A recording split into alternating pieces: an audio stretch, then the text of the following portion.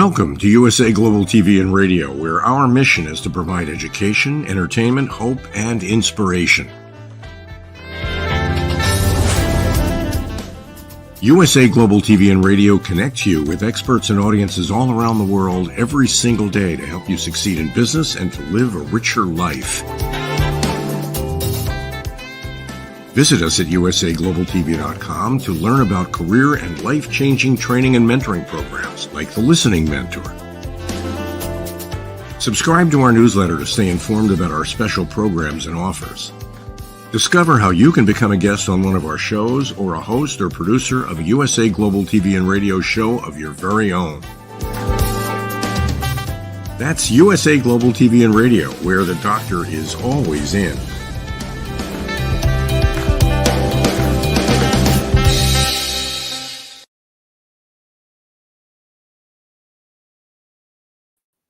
Hello, welcome to USA Global TV and Radio. My name is Caroline Heward and I'm known as the Harley Street Stress Expert. Our show today is Talking Heads and I'm an expert presenter in today's topic, which is managing chaos in turbulent times. I chose this topic because we are having a very chaotic and turbulent time in the world today. And it's part of the Mind and Body Connection series. So let's begin. Turbulent. I want to start with, what do we mean by that? What does turbulent mean? So I looked it up because I like to look at things to find out what the meanings are so that we set the scene for this particular episode. And I read, turbulent means chaotic, disordered, characterized by conflict. And when you consider that as a meaning, it really sheds light on what's been happening in our current times. The fact that there is lots of war worldwide in different countries. There is civil unrest. There is a chaos and disorder in the politicians' world, in our politics, in our economics, inflation, our financial systems. And it's also in our global uncertainty about where our world is going. And there are many issues that are being debated in our current times: education, the weather systems, the political systems, and the economic systems, the financial systems. A lot of it is breaking down. We're human, and we're also having a human experience. So how does that affect us when all of these systems that are globally characterizing our world are affecting us? Well, those systems will create some challenges for us personally. So there might be home moves. I've done a home move in our recent times and sold my property and bought a new one that had all of its own challenges in its own right, which was also impacted by what was happening globally and locally in our local economics and our local politics.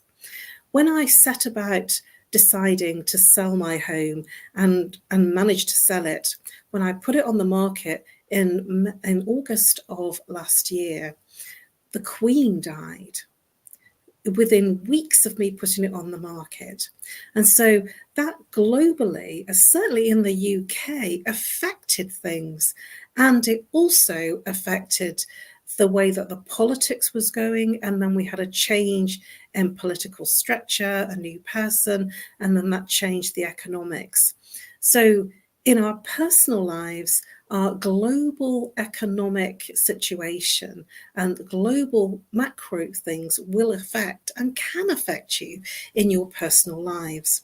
So there can be job changes, and certainly in our change time since March 2020, there's been many jobs and professions that have disappeared, and many different professions that have appeared, and many different types of ways of working, there is now a new way of working in terms of working much more online and much more from home and not necessarily having to go into the office.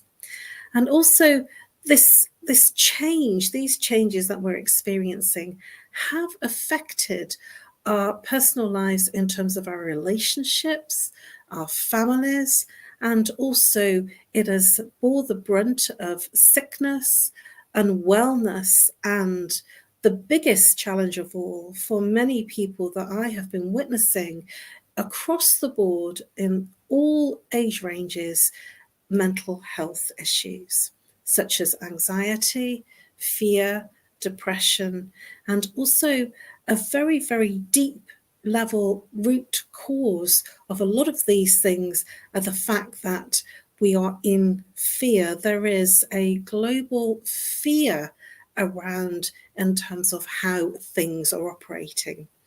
When I was much younger, and growing up in the 70s and 80s, even though there was turbulent times, there was always, from my perspective, a career structure.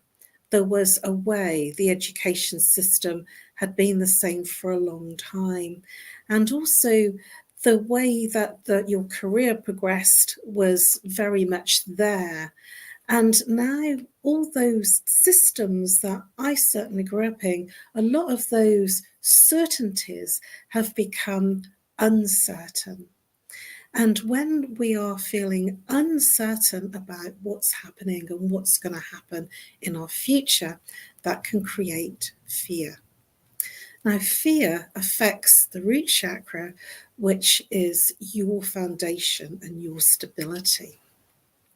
When your foundation is affected, that creates challenges in the immune system, the blood system, the skeletal system, the skin system, and also the nervous system, as well as affecting your feeling that you have a right to be here, sort of a right to be present in the way that you're appearing and the way that you are showing up in the world. And so if you imagine that the root chakra, it's at the base of the spine where it meets the genital area. This is the root chakra, and this is our support system and our foundation that makes us feel stable. Now, if fear is the saboteur of the root chakra, which is where the adrenal gland is, when fear comes into play, this affects all those things I've just mentioned. Now, when we are in fear, we go straight up into the mind and start creating scenarios. And when things like that happen, we are then living in our mind and not living in reality. And that space of living through our mind is where anxiety, stress, depression, and physical, emotional, mental ache and pain reside. And when you are living through the mind, you are existing rather than living. And in our current turbulent times, there is many people that are living in the mind in terms of experiencing high levels of anxiety, stress, and depression. So why is that? Why has it happened that we're living in the mind? Now, we were born sensory, and when we are in the sensory experiences, there is no mind. I promise you, there is absolutely no mind. And when we move into the mind, the sensory of feeling and emotion gets shut down. Now, I have many conversations with people, and I had a conversation such as this with a friend that had reached out to me that I had not probably spoken to for about 10 years. And he was describing what he's been doing in the last 10 years and how his life has changed and what he's been getting up to in terms of work and the changes he has experienced. I didn't realize it had been that long, but one of the things that we both agreed upon is that, one, the world has changed, and two, we've had to adjust. We've had to, in the words of, I've seen lots of people using the word pivot.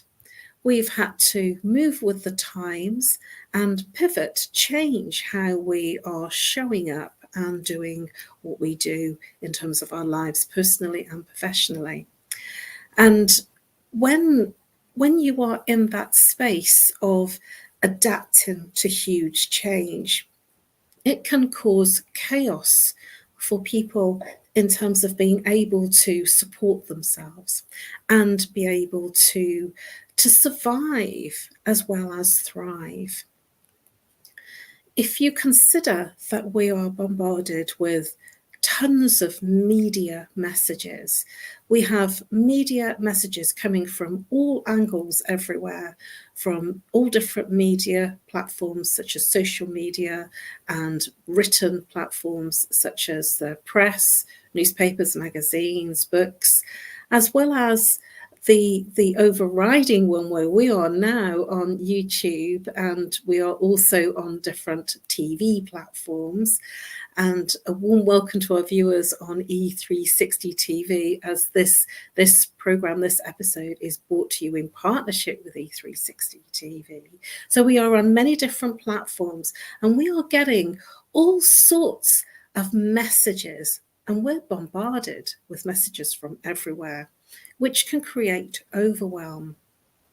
And when you are in overwhelm, this is where you can move into a space of anxiety if you're thinking about what next and future things, and depression if you are focused on past issues.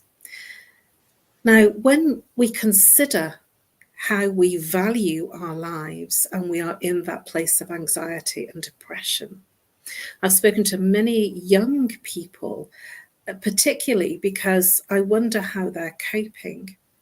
And I had a conversation on Monday with someone that was on the train, and he said he was 24 years old. And he was talking about the fact that he was vaping.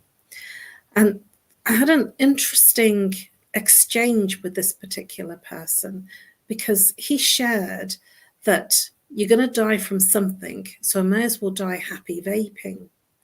And I was really stunned by that, because I shared with him a story about one of my friends that was struggling to breathe, and he got to accident and emergency and was seen fairly quickly. And he was told very clearly that if he wasn't seen at that time, that he would have died, that his lungs would have been flooded with the over-breathing that he was doing on the vaping. And it shocked him. He was very, very upset. He was asking publicly for healing from people, and then he was given that as a diagnosis. So this person was very, very lucky to be alive. And I shared that with this particular person I was sitting next to. And he said, I know of these stories and I know this is true, but I don't care. I'm going to die anyway. And that made me think and have an absolute eye-opener from the fact that he didn't value his life. And this is what I am seeing very much now, that even though we know something's not good for us, we seem to keep going down that route of self-destruction. Why is that? Why is it that we're on a point of self-destruct? And this is an escape mechanism. This is how some people strategize how to escape from the chaos of our turbulent times. And so vaping, recreational substances, alcohol, smoking, food, just to name a few things that people are turning to find a way out of the chaos and turbulence. And this actually tells me that this is a much bigger problem than just what we think it is. It's not about the conflict externally and the macroeconomic environment. It's not just about the fact that one politician is in and people aren't happy about the things that he's decided to put into place, and another person is unhappy about something that's happened with their job. It's not about that particularly and only. It's about the fact that we are not happy globally in our lives. And I'm not saying that every single person isn't. What I'm doing is generalizing that as a global consciousness, there is a lot of very low vibration negativity. And in that space of that low vibration negativity, there is turbulence, and there is fear, and there is anxiety, and there is a place where people are saying they're not happy anymore. And so they're escaping, they're finding ways to escape. I wanted to paint the picture so that you had some idea about the spectrum and the level of the depth of how our turbulent, chaotic times are affecting us. I've seen many people begin relationships because they've been drawn closer, especially in times of when we were locked down. And then that particular relationship has broken apart because the reasons are not there anymore. And that honeymoon period isn't there in the same way that it used to be because they've gone back to normality. And because it's not there anymore, there's a change in priority, a change in circumstance, and a change in situation. And sometimes we find it very difficult to handle that change. Excuse me. So my invitation and my suggestion is to focus on what you can change rather than what you can't. You can't change the politicians. You can't change the macroeconomic environment. And you can't change the fact that there are war zones in different countries globally. You can change how you respond to things. You can change how you react to things. And my invitation is to move into a place where you can look at things that you can change and the things that you are in control of. And one of the reasons that we're feeling turbulent in our current times is because we are focused on what we have got no control over. That we feel somehow that we have to do something to gain some control. And certainly there's been a lot of civil unrest, certainly in the UK in recent weeks and in other countries, of people feeling very dissatisfied with what's happening and what's changed and what they don't feel in control of. And that might be a course of action that makes them feel good at the time, but then it leads to destruction of things, people's properties, and it also leads to a war internally, an internal war of discomfort and conflict. So the conflict is external, and then you start to feel a huge conflict internally. And so my invitation for you is to focus on things that you can change and that you are in control of, and become agile in terms of finding a space within to become adaptable and to adapt to the changes that you are finding yourself in, whether it's a change in your personal circumstances, in a relationship, in your finances, or whether it's a change in the way that you're working. I certainly have started doing more work, and I do more work online now than I ever did previously. And I was very afraid of working online and being on a TV show. Didn't think that I was able to do that kind of work because I didn't feel that I had enough to give on live TV. I've managed and rode the change and adapted and become flexible. And this is where you will thrive, when you become flexible. When you become inflexible, it then narrows what's possible for you. And this in turn creates more chaos, because when you are focused on what you can't do, you will create more of what you can't do. And so my invitation here is to be proactive in what you can change, because in that space of being proactive, you can make a difference to the way that you manage the chaos in our turbulent times. Because remember, there is chaos and turbulence in our external world, and we can, if we choose, take it on and become chaotic and turbulent in our internal world, in our personal, private world. When we close our door and when we're in our own four walls, we can create that turbulence. So I want to look at a little bit about how this type of turbulence and chaos can affect you physically, emotionally, mentally, and behaviourally. And I want to look at the vagus nerve.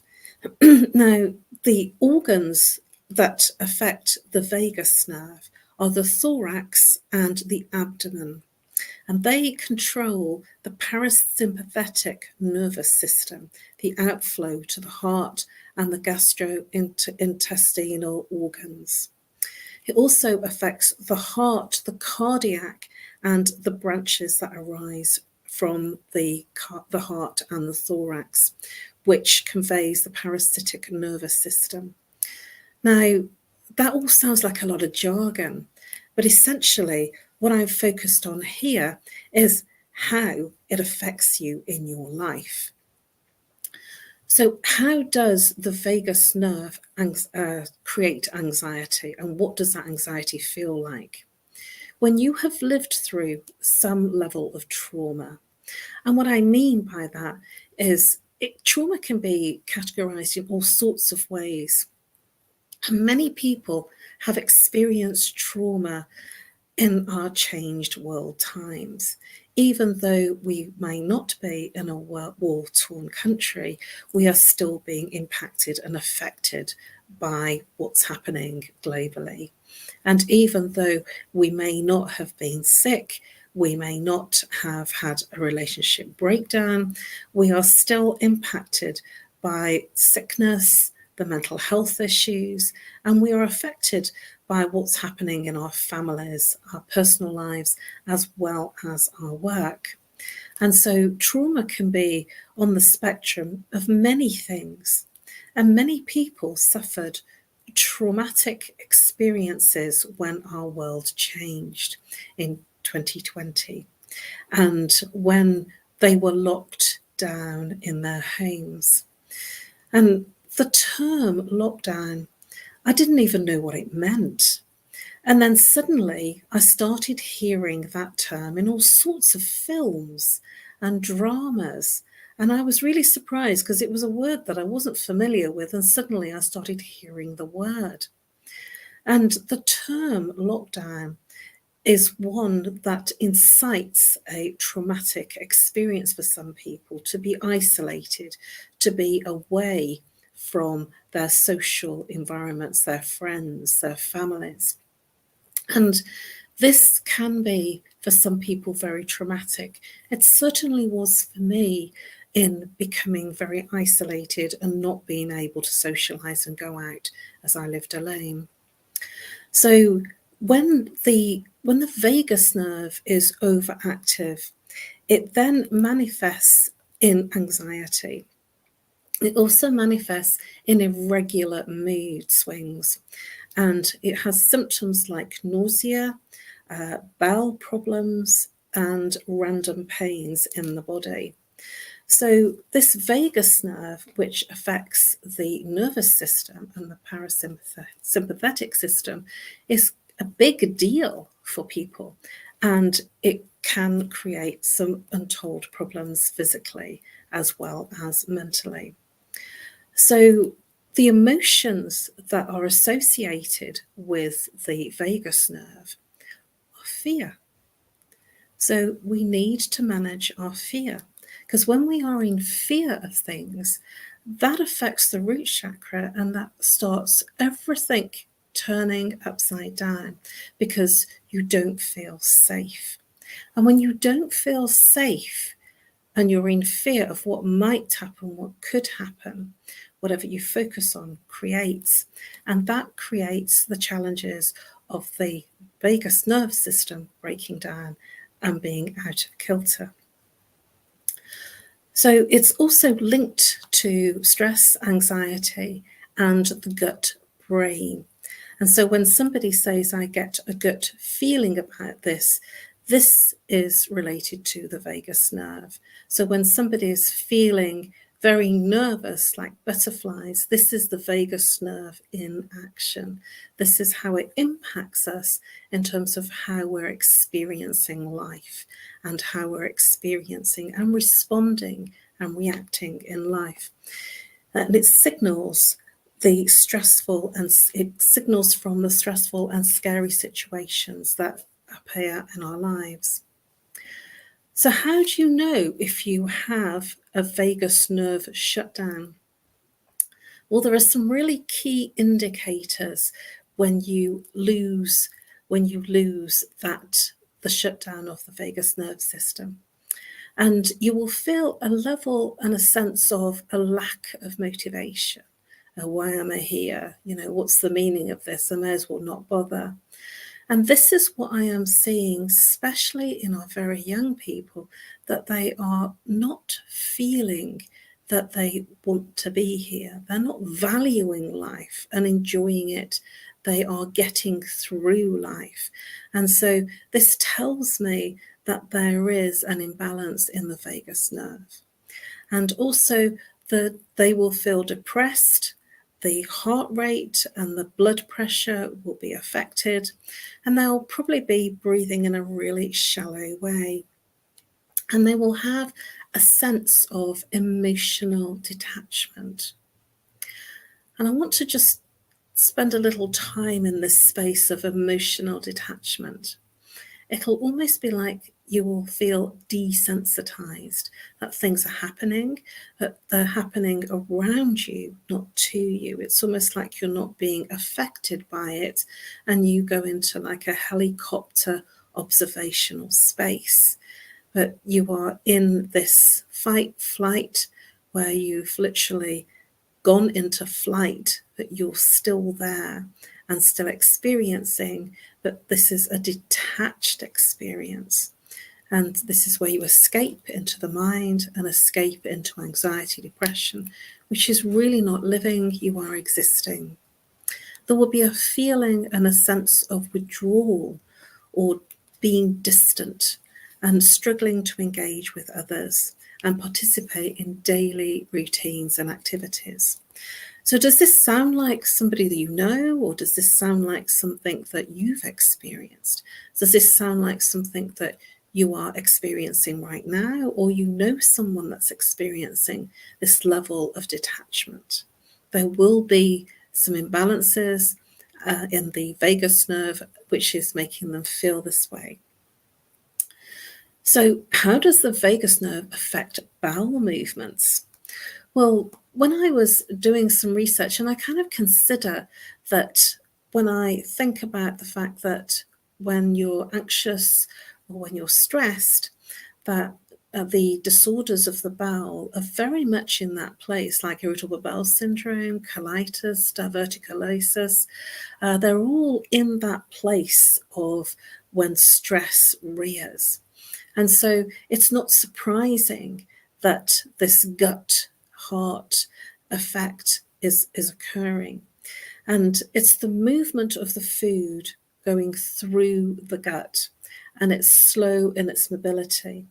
And when it's slow in the gut to transmit through, the time that it takes to go through creates constipation, because the stool dries, and the longer it's been in the large intestine, it dries more, which creates a constipation, which creates a defecation that's very difficult to handle and immense pain. And this is related to the vagus nerve not being able to cope with what's going on.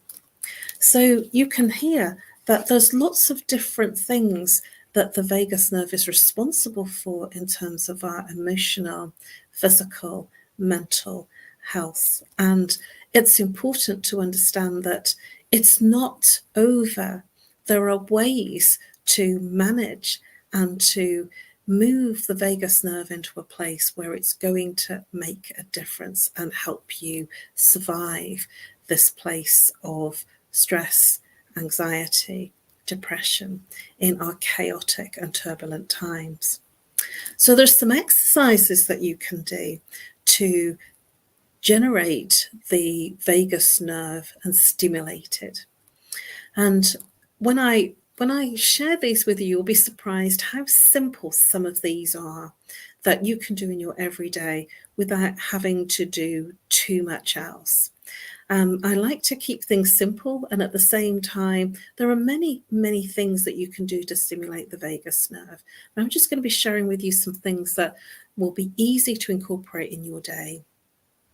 Gargling. And when you brush your teeth in the morning and in the evening, when you gargle, that stimulates the vagus nerve.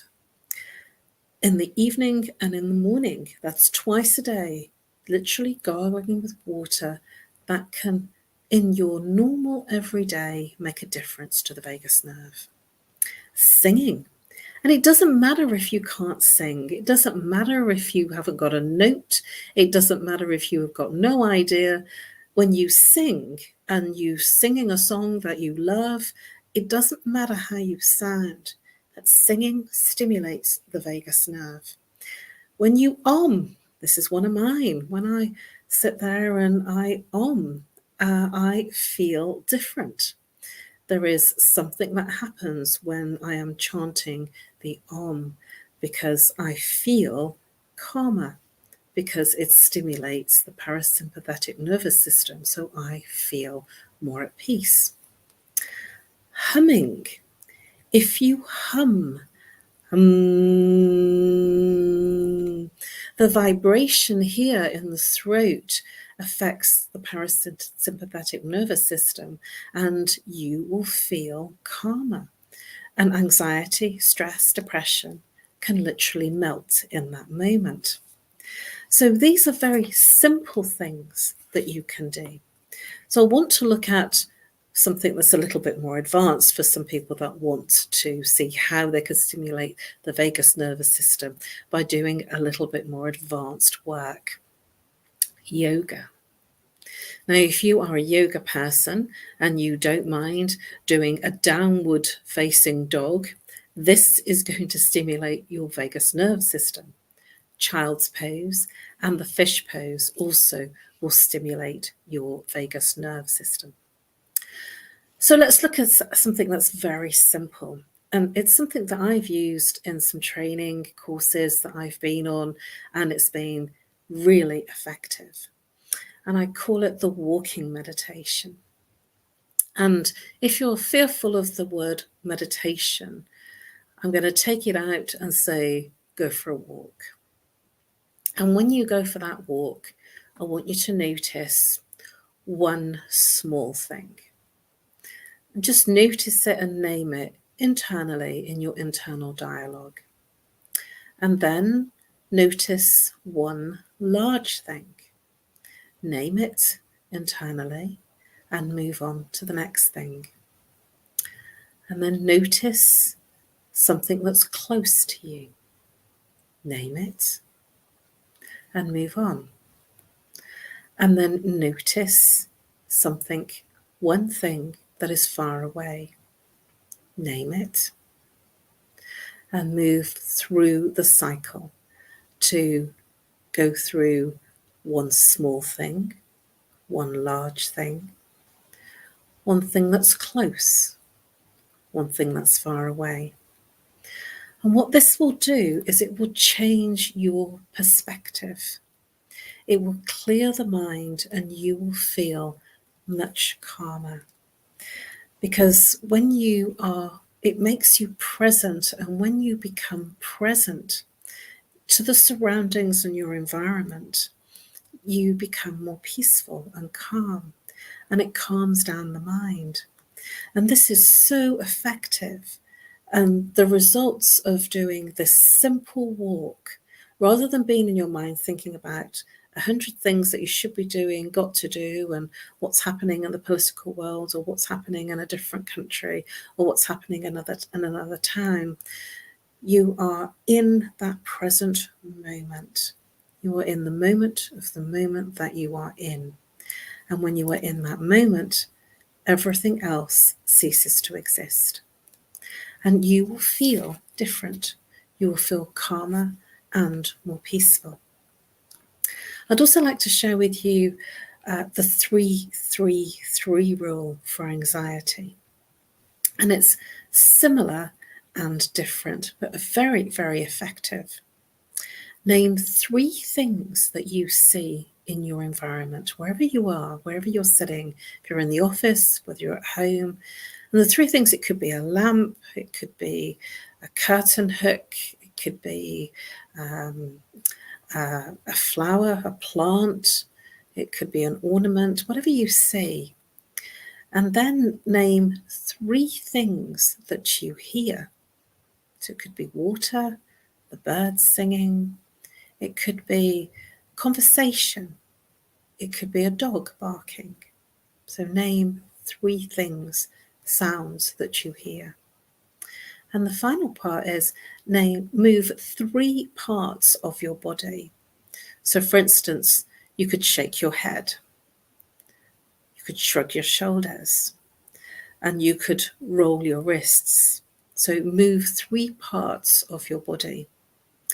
Now, if you're feeling a bit uncomfortable and you're in the office and you're in an environment where lots of other people are around you, it's important that you have some privacy in this practice. So if you want to do this practice incognito, so people don't know what you're doing, you could smile as one of the moving parts of the body. You could take a deep breath, and you could also, which would affect raising the chest as you breathe in, and also raising and the chest falling. You could also tap your foot or tap your hand, tap your fingers on the desk, as long as you move 3 parts of the body.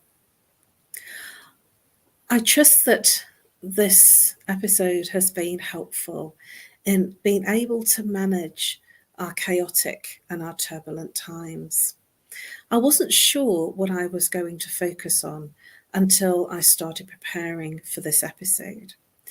And I felt that it was something that's not really known much about the vagus nerve. And at the same time, I felt it was so simple to do some of these things. And I trust that you have fun exploring, literally working at moving your vagus nerve into a space of stimulation. It has been my pleasure to deliver this episode for you today. Thank you for your attention and thank you for your interest. Please subscribe to USA Global TV and Radio. You can find all of our episodes on Talking Heads on USA Global TV and Radio. You'll find all of mine under my name and Talking Heads. Please reach out to me if I may be of service to you. You can reach me on nomorestress@live.co.uk or call if you're international +44. If you are local, 07523 120 189. And I look forward to helping you bust your stress. I also look forward to helping you break through the patterns that create your repeating experiences of how you experience your everyday stress, anxiety, and turbulence in your life. Thank you very much.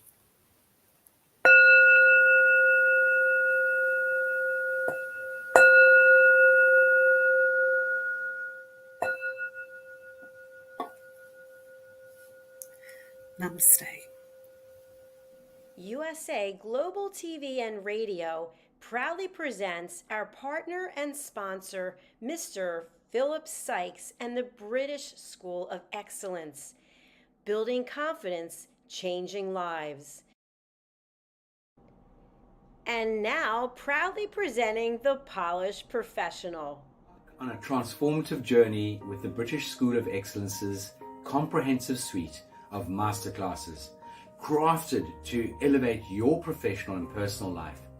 8 outstanding modules will elevate you to the next level.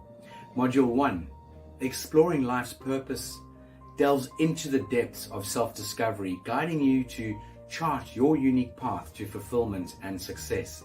Module 2, Mastering Professional Presence and Confidence.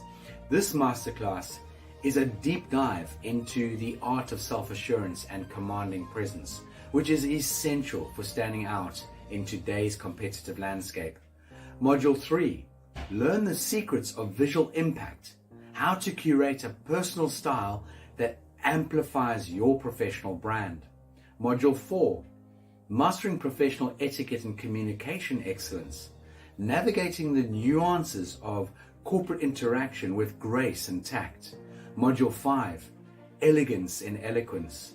We impart powerful techniques to captivate and persuade any audience with your oratory skills.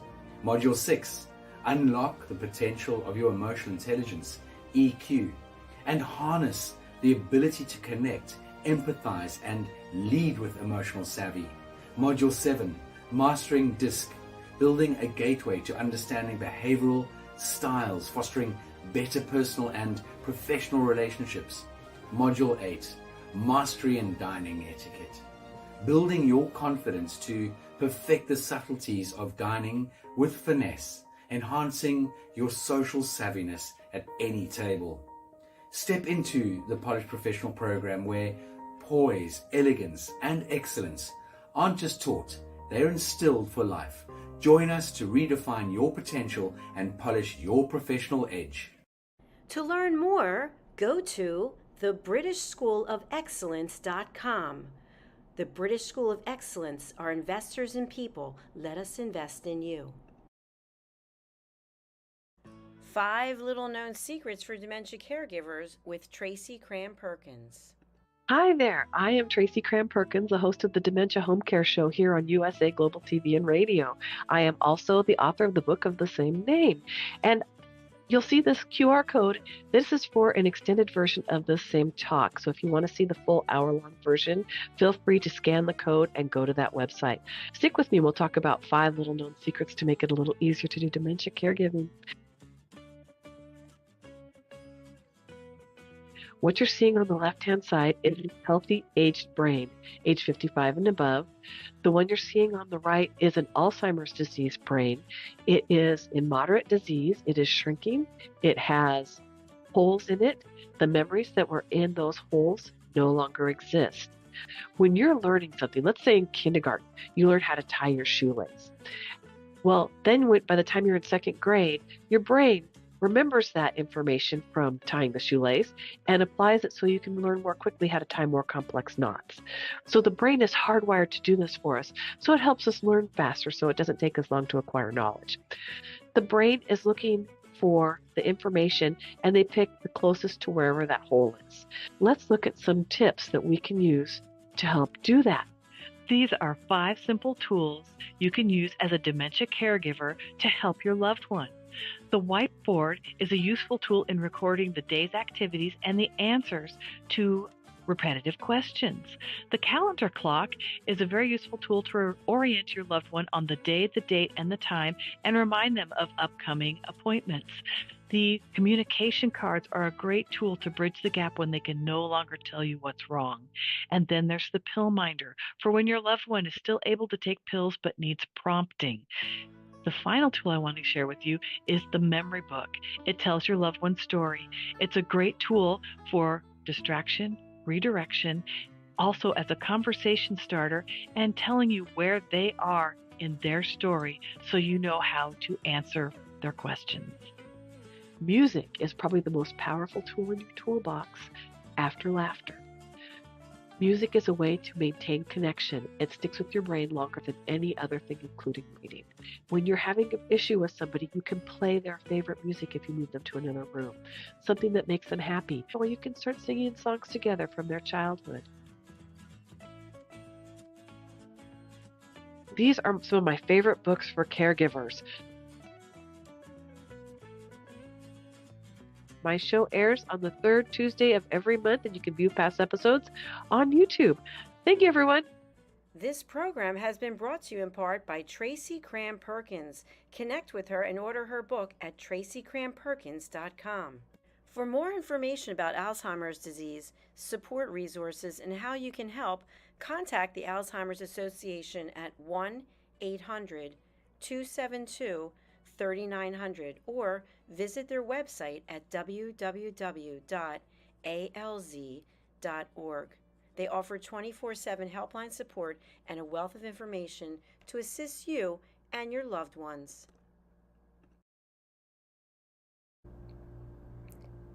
This program has been brought to you in part by Zane Carson Carruth, etiquette and protocol expert, international award-winning author, television show host, and philanthropist. Thank you to Zane, our official diamond sponsor for USA Global TV and Radio in partnership with E360 TV. Zane is the author of the world's first tooth fairy ever, as well as many other children's books. She's also the television host of Elegance, Polished Demeanor, and Posh Living, seen on USA Global TV and Radio.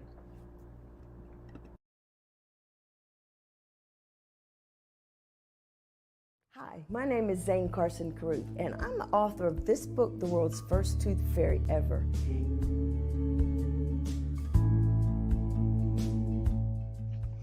Reading is magic.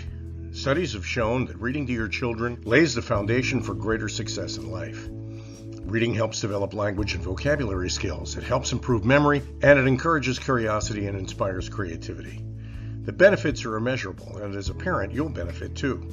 In only 10 or 15 minutes a day, you'll be creating more memories and a bonding experience that will last for years to come. So take time to read to your children. Read them books about things that engage and interest them. Tales of fairies and magic fascinate children, and as everyone knows, the Tooth Fairy is at the top of the list. If your child loves magic, wands, adventure, and what child doesn't, you'll love reading them books from the trademarked series, The World's First Tooth Fairy Ever. Follow along as Bella, the world's first tooth fairy, accidentally starts the tooth fairy tradition. Learn the tricks of being a professional tooth fairy in the book, Bella Starts a Tooth Fairy School. Your child's imagination will soar as you read the adventures of Bella and her magic wand.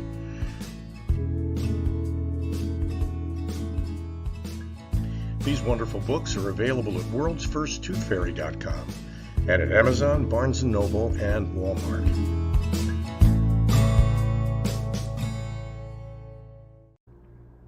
To learn more about Zane, contact her through her website, zanecarruth.com, ZANECARRUTH.com. Order Zane's books and merchandise. Contact her about being a keynote speaker at your next event.